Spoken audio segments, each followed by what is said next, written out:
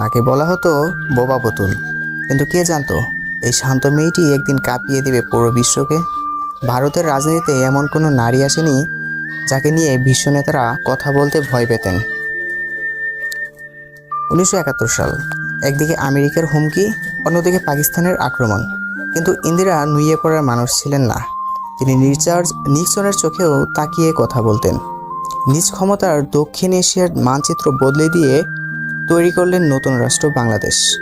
সেই থেকে তার নাম হয়ে গেল দ্য আয়রন লেডি।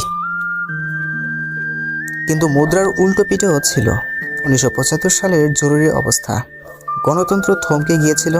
তাকে কেউ ভালোবেসেছে মা হিসেবে, কেউ ঘৃণা করেছে স্বৈরাচারী বলে। তবু তাকে এড়িয়ে যাওয়ার ক্ষমতা কারো ছিল না। মৃত্যুর কয়েক ঘন্টা আগে তিনি বলেছিলেন, আমি বেঁচে থাকি বা না থাকি, আমার রক্তের প্রতিটি ফোঁটা ভারতকে পুনরুজ্জীবিত করবে। নিজের দেহরক্ষের গলিতেই প্রাণ হারান তিনি। শেষ হয়ে যায় একটি অধ্যায়। তিনি কি ভারতের ত্রাণকর্তা ছিলেন নাকি কঠোর এক শাসক? কমেন্টে জানান আপনার মতামত। এমন আরও পাওয়ারফুল ভিডিও পেতে ফলো করুন।